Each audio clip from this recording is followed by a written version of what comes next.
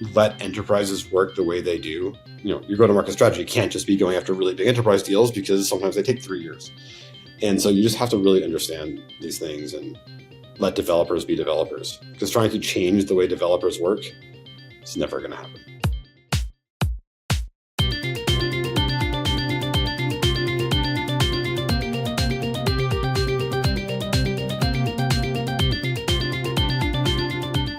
Hi, thanks for listening to My First 16. I want to start today's episode by setting the scene. It's 2007, the cloud's fairly new, most databases are on-prem, and Oracle is the 800-pound gorilla leading the market. But managing databases was challenging, as our guest today, Eliot Horowitz, will tell you.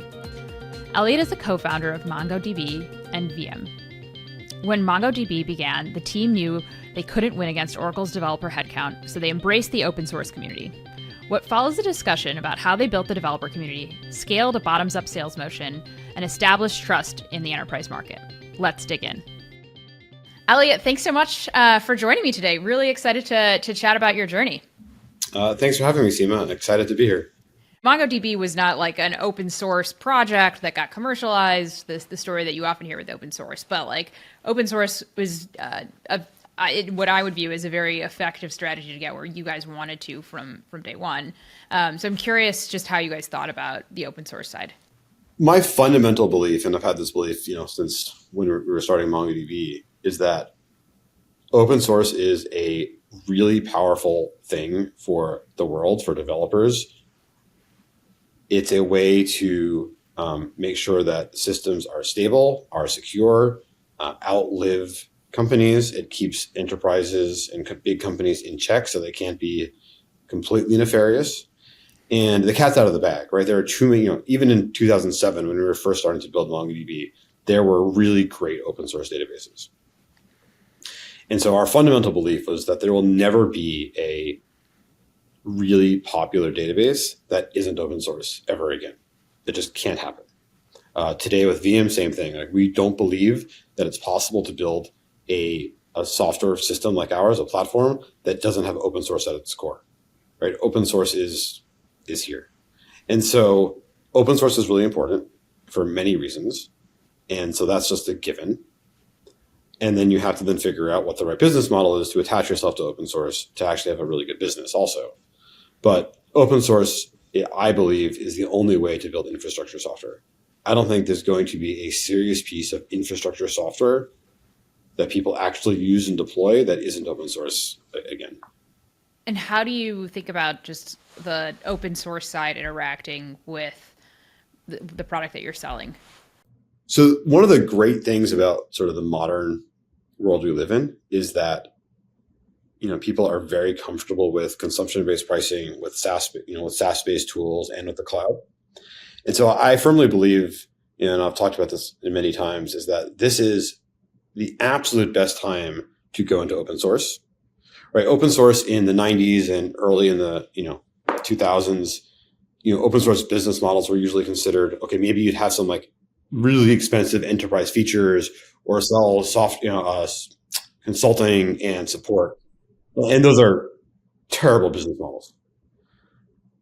In this world, right, if you look at, MongoDB and where a lot of its revenue is coming from these days, you look at what Viam is doing, cloud, open source cores where like the product you're using on your devices, on your machines, in your app is open source, but then you're using cloud services to make your life easier, things that you'd have to pay for anyway, is such a no-brainer for users because it just makes our lives better. And it's a really great business strategy for companies.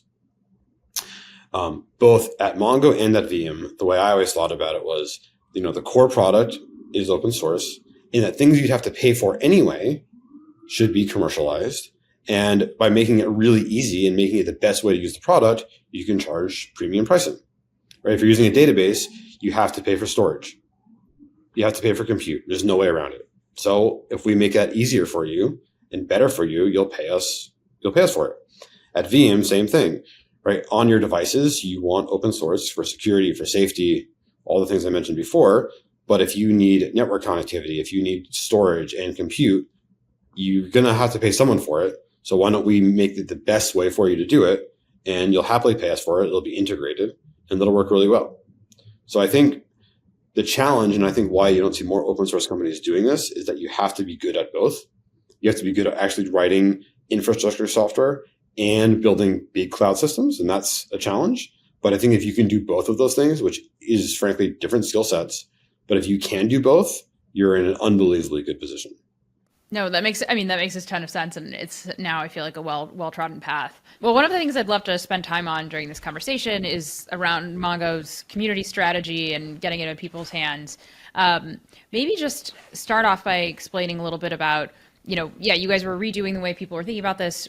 Who are you coming up against in the database world in the early days? And what was it like to be a newcomer, and how did you think about educating folks who are obviously familiar with the problem but are curious about the new solution? Right. The interesting thing about Mongo when we started was there were sort of two, maybe three big types of things we were coming up against. Right. One is obviously the Oracle, right? Oracle and SQL Server and that whole side of it. Then you had the open source relational databases trying to go after those same things, MySQL and Postgres. And then you had the other NoSQL startups who were trying to go after the same thing. And so we were fighting a very different war on three completely different fronts. And so it was a pretty interesting strategy or situation. And I think the way we thought about it was we mostly just ignored the competitors and what they were doing and really just focused on making developers that we were talking to happy with the product. And our basic assumption was that the product worked and that if people were excited about it, they would start using it. And that's the same strategy we're using here at Viam, which is, if you make individual developers excited and you get them building things that make sense and you make their lives better, they will start telling their friends and their friends will start using it. And that's how you start, growing a developer-based product. And maybe to just double click on that, what does it mean to get someone excited about the product? And how are you able to even measure excitement? Developers, I always joke about this, developers are inherently lazy, right? Why do you write software? You write software to automate things that you don't want to do, right? You write software to make your life easier. And so developers are always looking for tools that make their lives better, that let them write less code, that let them build systems that are easier to maintain. And so how do you get developers excited? You make their lives easier. You make it easier for them to build products. You make it easier for them to spend less time building things that are boring and more things that are interesting to them. And the only way to measure excitement from developers is, do they use it and do they tell their friends about it? Right? Developers are never going to be excited about a product they don't like. And if they start using it and they start playing with it and they are like, wow, I want to use this, and they start using it on hobby projects and they try to convince people to use it at work, at business, that's what you're looking for. You're looking for things, we at VM, we did a hackathon with a big enterprise a few weeks ago. And how do we know they were excited? Because they were able to build something in 2 days that they couldn't have built before, that they tried to build before. And in 2 days, they were able to build something. And they're like, wow, this changes my view of the kind of products we can build. And that was the kind of thing that in the early days of Mongo that we heard all the time. We would go to a big company and they're like, we had 50 people try to solve this product problem for 2 years. And you think you're going to solve it? And we're like, just try, give us a week. And we would say, and they'd go back and spend a week working on a product. And they were like, oh, it actually worked. And they were like, great, now we're going to put this into production and actually start building things.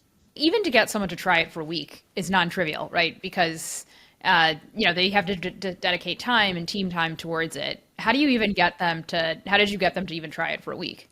So my whole belief on developer-led products is you've really got about, 5 seconds, 30 seconds maybe to convince someone that they should spend 2 minutes listening to you or 10 minutes. And then you got 2 minutes to convince them to spend 10 minutes listening to you. And, and you keep building from there. And you have to make it incredibly clear very early on what value you're adding, what's good about the product. We had one engineer, Mike. He had an early idea at Mongo where and this was before we were the first people to do this, I believe. We had a little try Mongo shell embedded in the website where you could actually just go to the website and type a few queries and understand what the data model looked like.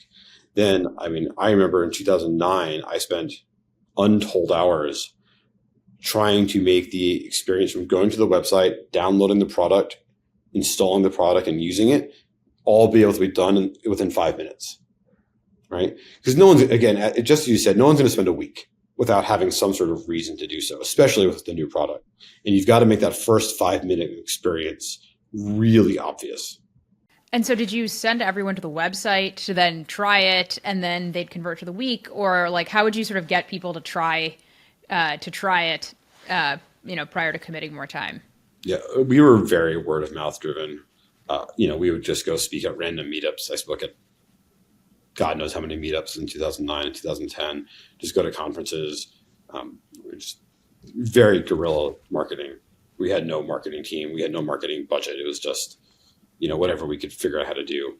There was no plan. Well, I mean, I think Mongo is famous for the meetups that you guys did. And then I think there was the MongoDB Masters program too.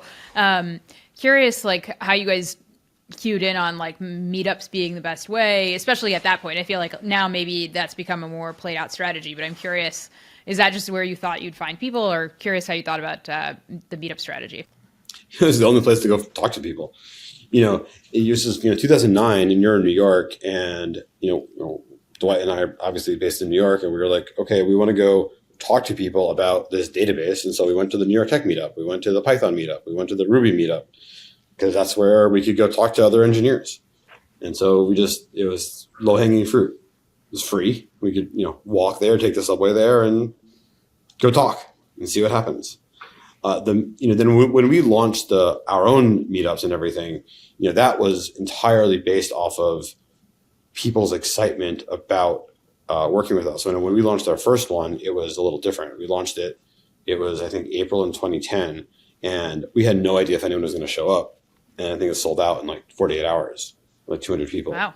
And then we're like, okay, that worked. Why don't we do it again and again and again and again? And what happened was the people who came to that, who spent a day with us and learning about the database, became users, became customers. And how did you get people to show up to the first in-person event? It was a lot of just, social media, guerrilla marketing. There was nothing fancy about it. A lot of it was word of mouth. I used to go and hang out in a coffee shop in Redwood City, and I would post on social media that I was going to be there for a couple hours on a Friday afternoon, and anyone who wants can just come ask questions. And we always had, 30, 40 people just hanging out talking about MongoDB in a coffee shop in Redwood City. Oh, awesome. And did you have to like draw people to the meetups you guys were pitching as like, okay, we're going to talk about this topic, or X person's going to be here, we're going to answer your questions? Or was it more general and people were just excited to kind of like talk about the product? They were straight up MongoDB meetups, and we were just talking about MongoDB, and they were really very educational focused.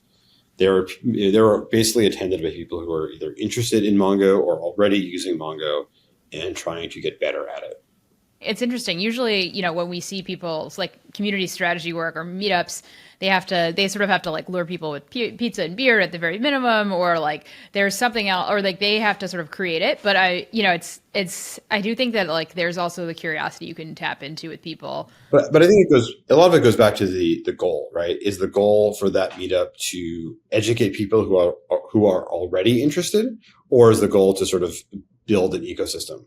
Right. We weren't using those to, they did help in building a community, but we already had a large user base that was excited about the product.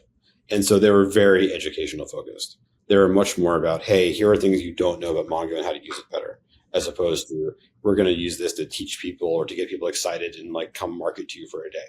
Got it. Okay. So that's a very important distinction to make, right? Which is like, are you doing the meetup and the community strategy, which we often see as like, sort of top of funnel inbound versus sort of helping educate and grow usage amongst your evangelizer group within your users.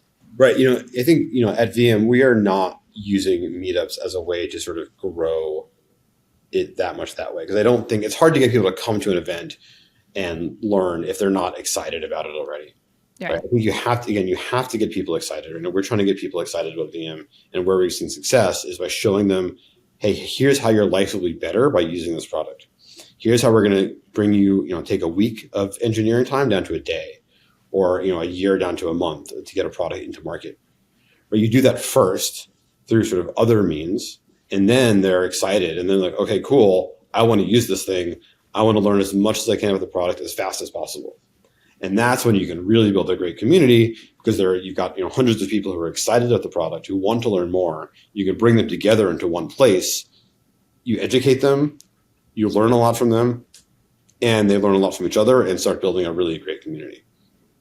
And the other point that you had brought up earlier that I'd love to dig in on is the hobbyist use case. And a common thing we hear is products that are used by hobbyists or for hobbies and side projects, and then it's sort of brought into people's work.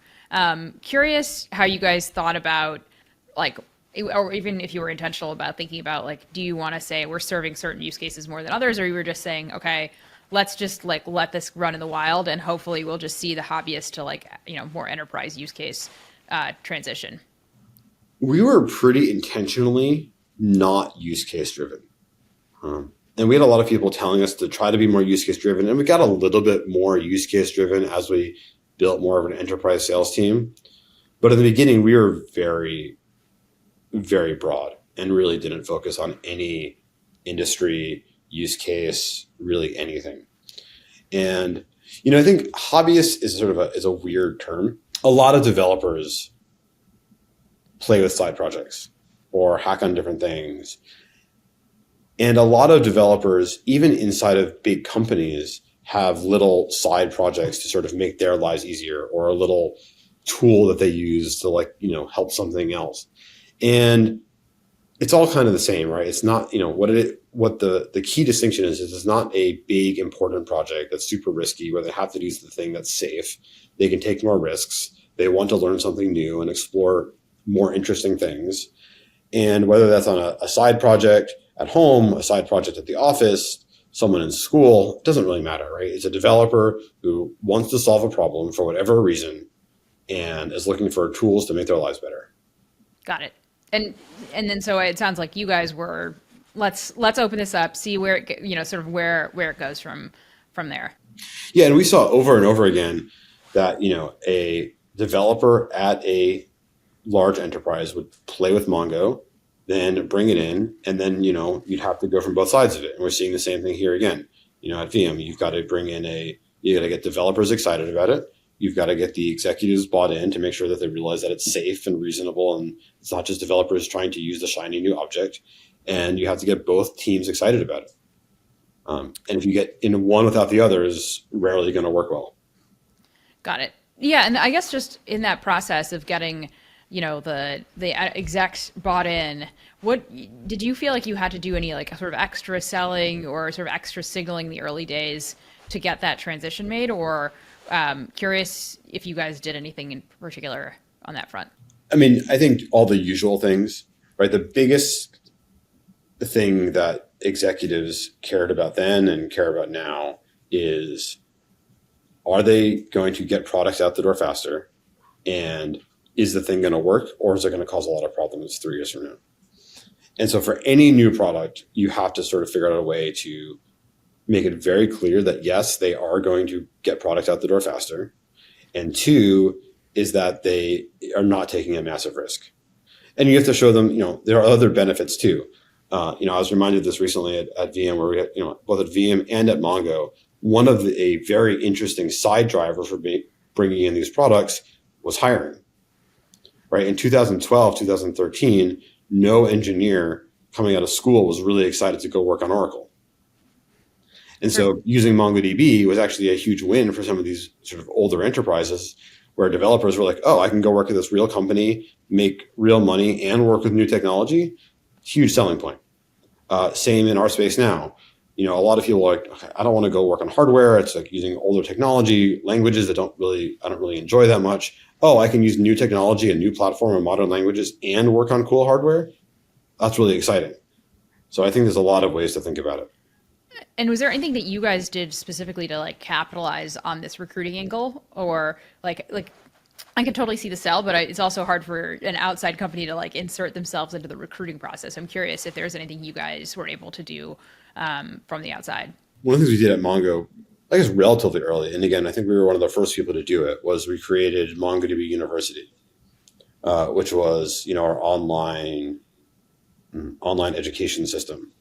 And we had things like certificates, and like, companies would see how many people were signing up for courses and getting certificates. And they were like, oh, that is a huge market that I could tap into that like otherwise it's not going to happen. So it's not exactly tapping into their funnel, but adjacent.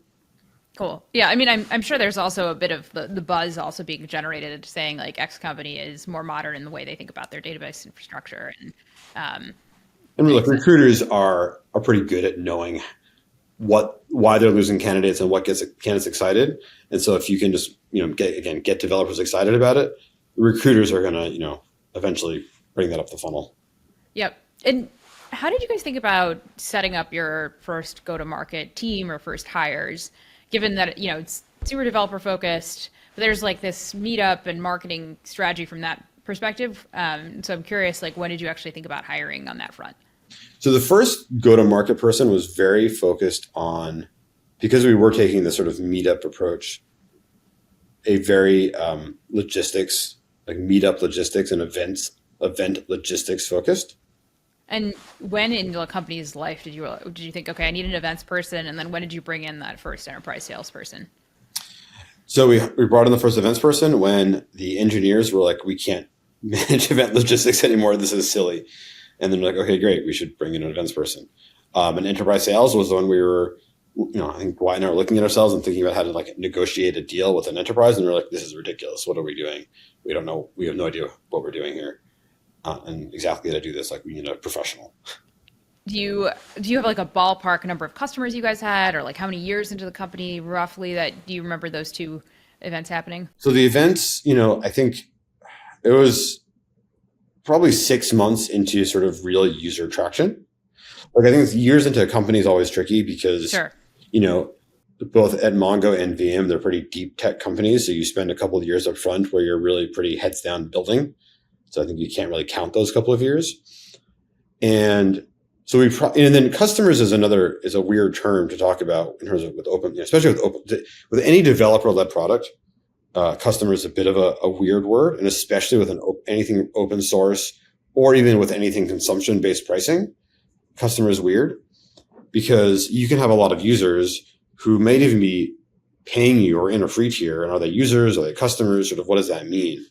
And so when we hired our first enterprise salesperson at Mongo, we had a lot of users. We probably didn't have a lot of companies that you would call enterprise customers per se, but there were customers, there were people using it, there were a lot of users, there were people at big companies using it. And so it's always it's a weird way to think about the world, especially in open source or consumption or the intermix of those two. One thing that applies for infra and SaaS as well is in like a PLG almost type sale or anything where you're sort of going bottoms up, right? There's some point where you're like, okay, there's a groundswell of customers or users at a company. Let's start going at the enterprise level. Did you guys think about it that way? Tracking users at a company before you sort of approached the enterprise sale, or was it a different strategy? I think it was somewhat like that and a little different also, because especially for any serious project, you have to get executive buy-in. Sure. And so I think the way we always thought about it was try to land a small, non-mission critical project, use that to gain credibility, use that then to go to the executives to get permission to go after the bigger mission critical projects. And then once you're attached to a mission critical project, that's when it becomes an enterprise sale. Got it. And how would you identify from the outside that you were able to find a non-mission critical project? Our assumption was that any project that we hadn't talked to someone about was probably not super mission critical at that point. Pretty good assumption for any new product that they're not talking to you. Because any enterprise, we see it now every day at VM, any enterprise that's going to adopt a brand new technology for something mission critical is usually going to reach out to you and sort of like kick the tires a little bit, not only of the product, but also of the team to make sure the team seems credible and that they want to, bet on that team. Just to shift gears a bit. Yeah, I'd love to chat a little bit about, what you learned at Mongo, bringing it over to VM, especially since, when it felt like when Mongo was getting started, this meetup community strategy was fairly new, and I think you guys were pioneering, or at least very well known for the in-person events, etc. I'm curious, now like there is a plethora of in-person events and developer meetups, etc. Does that strategy still apply? And obviously, VM's a different business. And what does and doesn't apply from the early go-to-market from Mongo? Maybe I'm old, but I still very strongly believe that there is nothing like making an in-person connection and talking to people in person, and being able to, even if you're giving a talk and you're talking to people, and in theory they could watch online, a 2-minute interaction afterwards so you can ask a question more easily and get an answer. Or, I can't tell you the number of times I gave a talk at MongoDB, and if 8 people would want to come up and ask questions, and the first person would start asking a question, and 4 other people would hear that question and be like, oh, I had that question too. And it's just a very different experience. And you can do a lot online. You could learn a lot online. I don't think it replaces sort of meeting in person and understanding a team and understanding, a product. And like at the end of the day, if someone is betting their business on a technology and a company, they're really betting their business on a team, because every product's backed by a team, and every team is made up of people. And if they meet the people and understand the people and trust the people and have a good experience with them, they're going to be, a much better user over the long period. There's an anecdote that, often when a customer has a big crisis, assuming you resolve it, they end up becoming even better customers because they realize that you've got their back. And we've seen that. We saw that at Mongo. We see that at VM, right? When something goes wrong and you handle it the right way and your team responds the right way, even though there was an issue, you build a lot of trust. And that is so important when you're asking companies to sort of bet their business on your technology.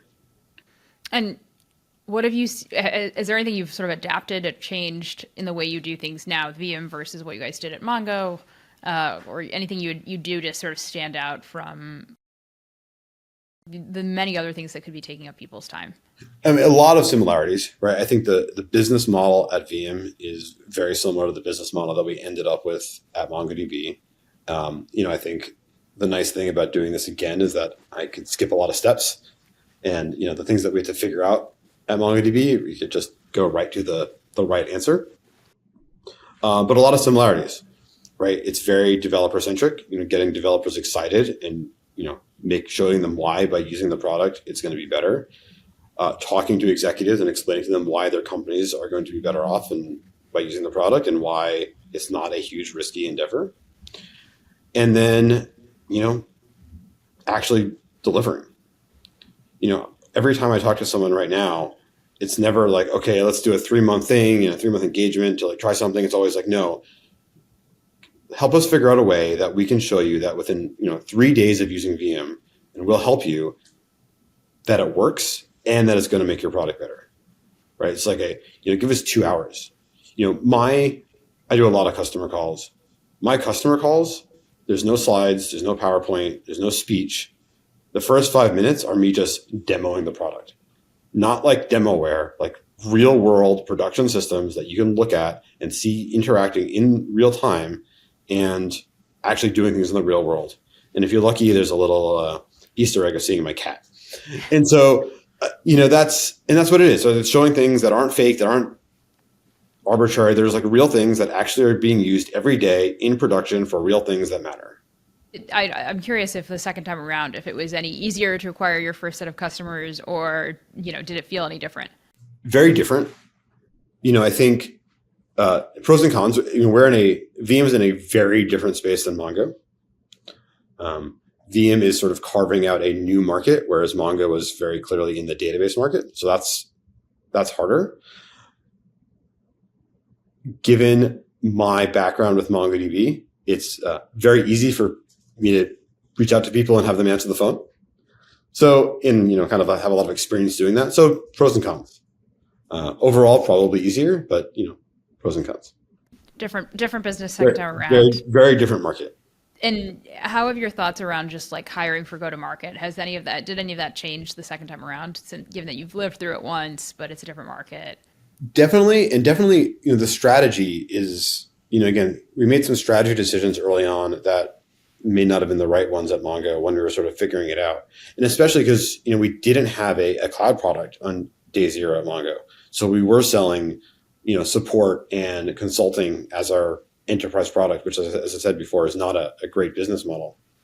And so given that we do have the right business model at Viam immediately, what it means is that we can focus on bigger enterprise deals while at the same time going after the developer market.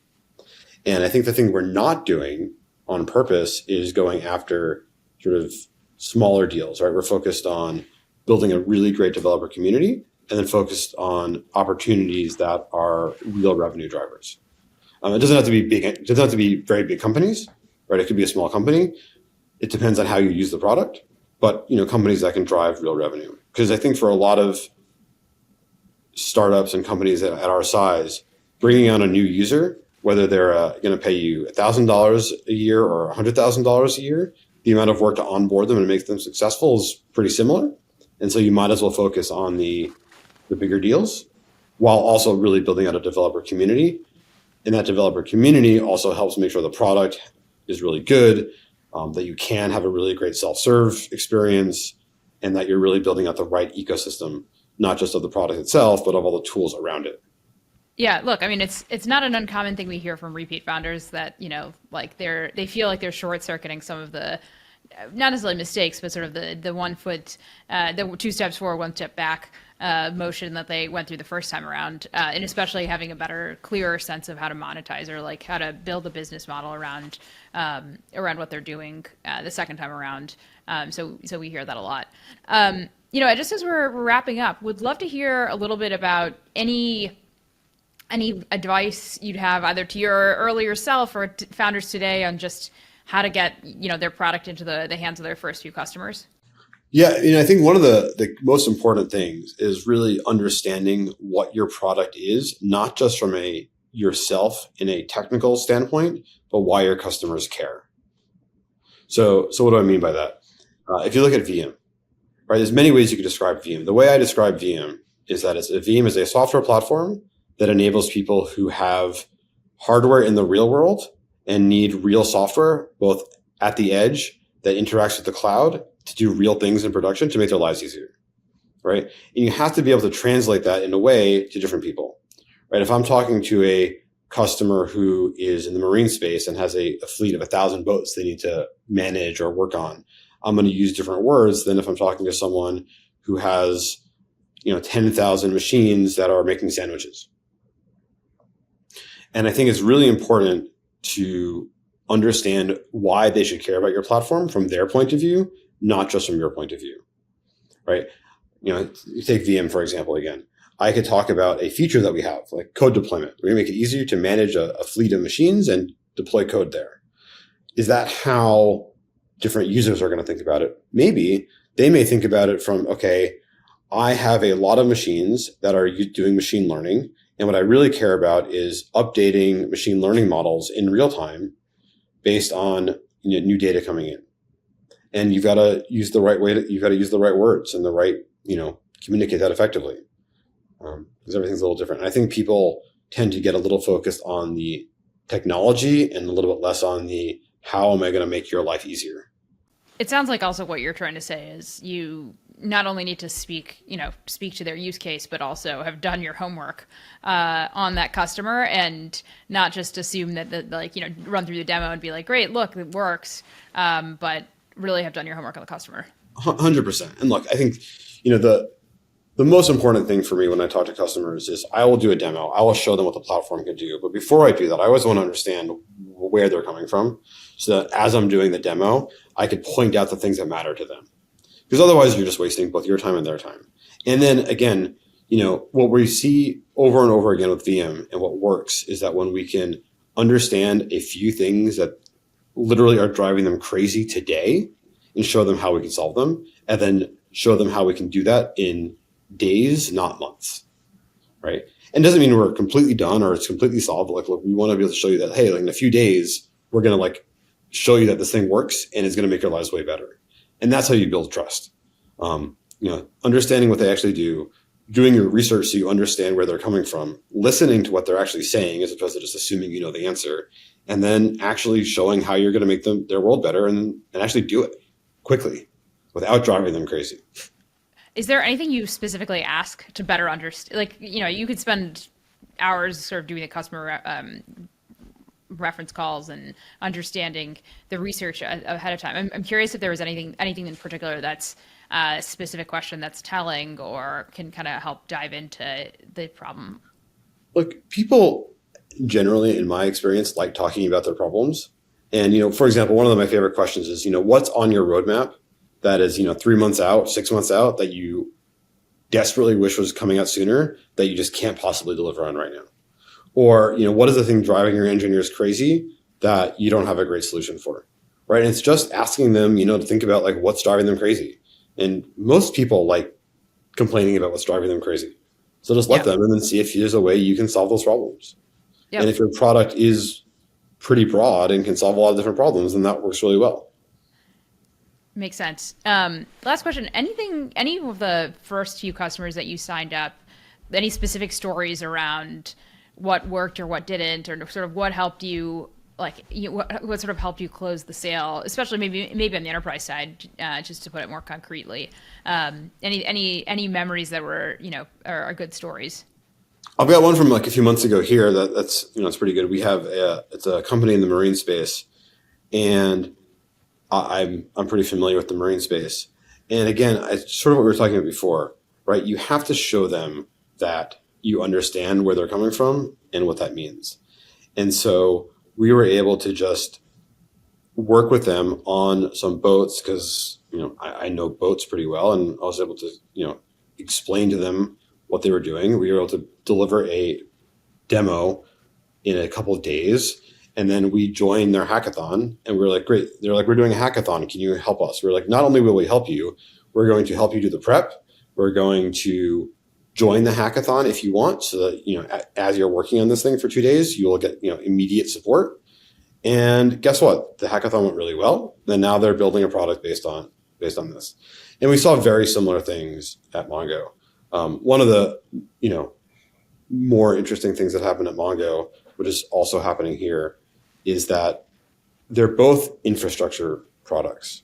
And in both cases, you can decide to use the product, but not end up paying a lot of money immediately. We had a big customer at Mongo, and they were paying us, hundreds of thousands of dollars a year at this point. And they said, hey, can you come in and talk to some developers and bring a couple of product managers? And I said, okay. So I come in, and I'm in a room, and there's 30 engineers and a couple of senior executives, and they basically grilled us for 2 hours. And they were like, okay, cool. And then they kind of like sent us on our way.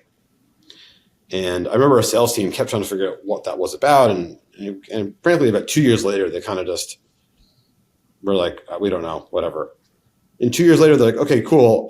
So that team was building this new secret project, and it's launching, and we need to pay you $1 million. And then it became like a $5 million deal a few years later, right? And I think that those sorts of things where it's like you really have to let enterprises work the way they do, and which means you have to understand how to, your go-to-market strategy can't just be going after really big enterprise deals because sometimes they take 3 years. And so you just have to really understand these things and let developers be developers, because trying to change the way developers work, it's never going to happen. Is there anything that you guys did to get comfort around, okay, like what is happening in the background as these large enterprises are making a decision? Or did you just say, okay, well, we have enough top of funnel, we're going to have to just nurture a bunch of leads and like let this kind of play out? I think you just got to let it play out, right? You can do the best you can. And there are definitely things you can do, and staying close to people, and the closer you can get to people, the better. And there are definitely things you can do, but you have to adapt your sales process and your methodology and your team to how your customers want to work. And sometimes they're open to much tighter relationships where you're working every day and you know exactly what's going on. And other times they're like, nope, we're going to go and off into our thing, and we're going to use your product, and we'll tell you when we're ready to buy something. And I think you just have to be comfortable with both. Great. Well, that's it for me. Thanks so much for joining me, Eliot. This was great. And appreciate hearing about the MongoDB story and now hearing about Viam. Thanks for having me. And yeah, it was a great conversation. I'd like to close by thanking my guest for sharing their insights on finding early customers and building strong businesses. You can hear the rest of My First 16 by going to a16z.com/podcasts, and be sure to visit a16z.com/enterprise for the latest industry-related content. There you can also subscribe to our monthly newsletter. Thanks for tuning in.